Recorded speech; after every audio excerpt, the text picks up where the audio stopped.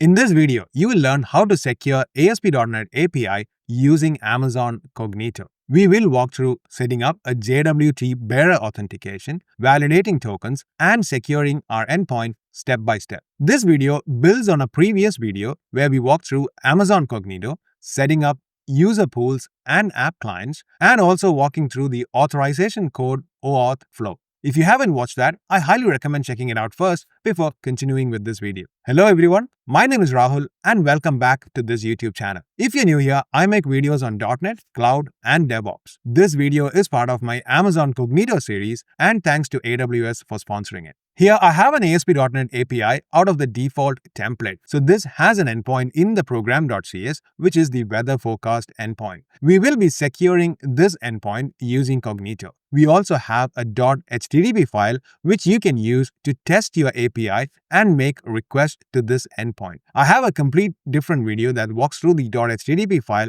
how to set it up and use it in your applications. Check that out in my channel. Now let's run this application to see this in action. So here we have the API application, which is the weather forecast, which is going to return some random weather data. Now we can use the .http and make a request and get back the data from our API. You can see here all the responses that's coming back. Now let's make sure that only authorized and authenticated users against our Cognito that we have set up in the previous video can access this endpoint. Now for a quick recap on Cognito, let's switch back to AWS console. Here I have a user pool set up and we also have an app client, which is for my web app. Now if you navigate further into this, you can see the login page, which is a hosted UI that Cognito provides. Now all of this can be customized. However, we have used the default out-of-the-box UI. Now I'm still logged in from my previous session, but if I was to log in again, I can use my email address and the password that I used to register this account to log in to this specific identity provider. Now once logged in, it redirects to my redirect URI, which is my website. Now let's copy this code from here and we can exchange this for a token from Amazon Cognito. We used Postman for this, so let's switch over to Postman where I have the details still set up. So we are hitting the OAuth2/token endpoint, passing in the code along with the client ID secret and the grant type, in this case, which is authorization code, to get back a token. We also need to specify the redirect URI. So let's switch out the code that we got and make a send request. Now this is going to hit the endpoint and get back an access token and an identity token. Now you can copy this token to see the details in jwt.io. So let's copy the entire token and let's switch over to the website jwt.io to see the details of the token. Now you can paste it in here and you can see all the details of that token. Now let's copy the issuer URL, which we will be using shortly when configuring our application. So let's copy that and switch back to our .NET application. Now what we need to do is to authorize and authenticate this application only if you provide a valid token. So let's switch over to the program.cs and let's start adding the code required to protect this endpoint. Now on this endpoint, after we call the with name, we can call a require authorization method to add authorization for this endpoint. Now since we've added the requires authorization, we need to add the required authorization and authentication mechanism into the application pipeline. So for this, before we register our endpoints, we can specify app.use authentication and we can also make a call on app.use authorization. So these both calls are going to register the required middleware into our application pipeline. So if you navigate further into these calls, you can see these are registered as middlewares. Now one of the things with middlewares is that they are called in the order of execution, and this specific order is very important. Now let's recap on what authentication is and authorization is. So authentication verifies who you are and your identity, and authorization ensures that you have access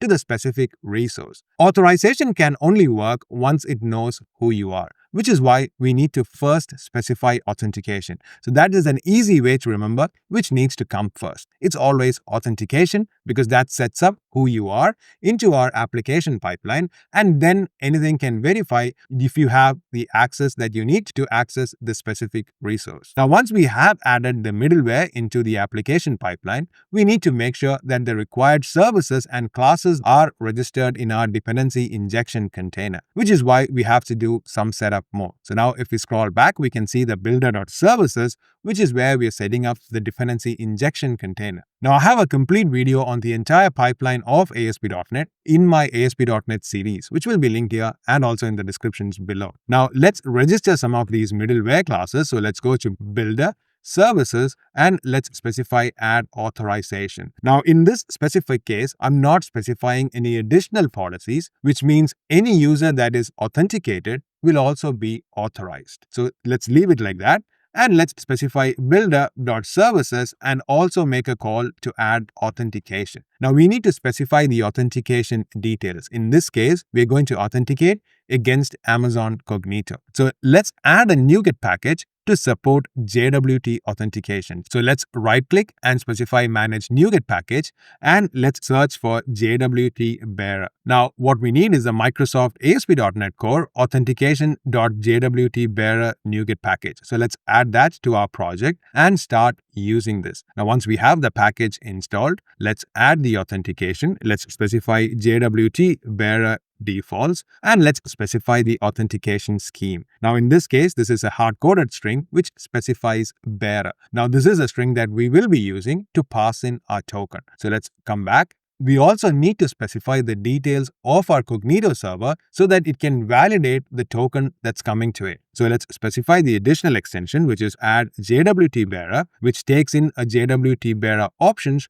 where you can configure all the details. So let's specify options and let's pass in the details. Now you can very well specify the different properties here. However, hard coding these might not be the great way to go about it, because when you're running this in different application environments, you might need to point to different details. So let's make sure that this is coming from a config file. So let's navigate to our app settings.json and specify our configuration. So let me copy and paste the basic information that's required and we will walk through it. So we have the JWT bearer section and we also have the authority and specified that the validate audience is false. This is because I don't have any audience information inside my token right now which needs to be validated. The only thing we need to specify is the authority. So let's go and use our issuer URL as the authority. So we have that in our clipboard and let's paste that exact issuer URL for the authority. So our application will be using this endpoint to validate the tokens. We will see more on that later.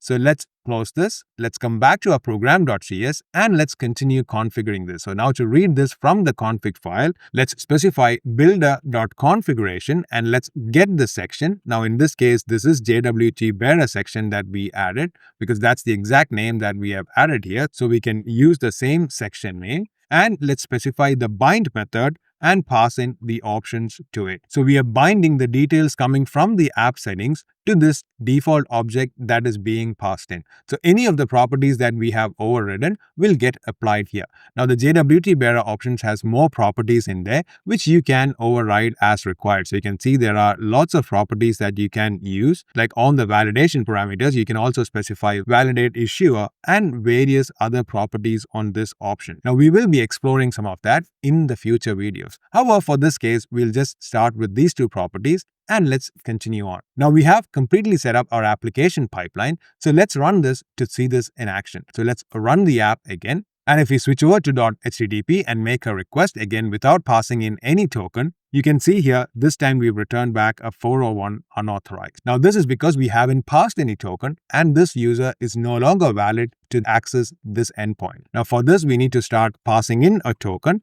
So let's get the token. Let's paste in the token that we copied earlier. So let's use the clipboard, that is Windows V, and let's select the token. Now once we have the token, we also need to pass it to this endpoint. So let's specify it on the authorization header. Let's specify the scheme, which is bearer that we saw earlier, and let's specify the token that we want to use. Now if we make the call again in this specific case, you can see it is returning the details. Now in any case where this token was tampered with, let's say we remove first of its characters and let's make one more call. In this case, this again returns a 401 unauthorized. So this token needs to be valid and it needs to be in the right format and as part of this header for this to work. Now, how is our application verifying this token? Now, all we have given is the issuer endpoint. So how does it know that this token is valid and is issued by that issuer? So let's open a web debugging tool, which is Fiddler, which I will be using to monitor the traffic that our application is making under the hoods. So here I have set up a filter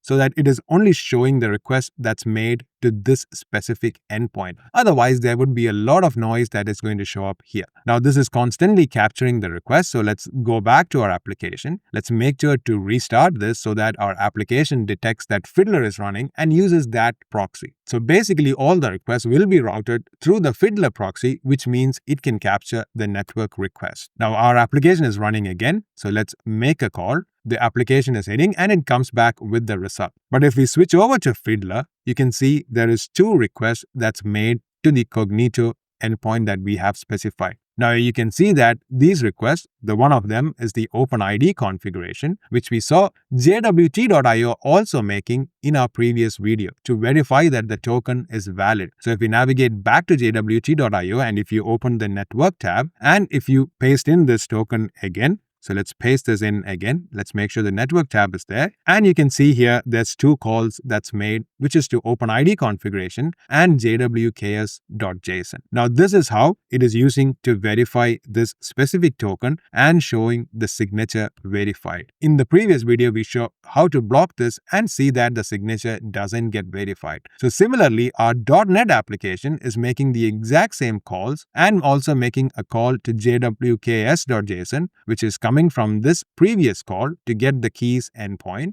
and it uses this key information to validate the token. Now, this is the public key information of the key that was used to sign our token. So we can use this to verify on our end. Now, you can see any subsequent request that's being made does not need to be called again because it is caching these keys. And it will only call the key again if it doesn't have it in the cache or if the keys have expired. So anytime we are passing in the token, it is using this mechanism to validate it and ensure that the user can go through and access our API endpoint. Now that we have secured our API using Cognito, the next step is to add more control, like restricting it based on specific users or user roles. We will learn about that in a future video. If you want to be notified when that comes out, please hit the subscribe button. It also helps me to grow this YouTube channel. And if you like this video, please make sure to hit the like button. Thank you and see you soon in the next video.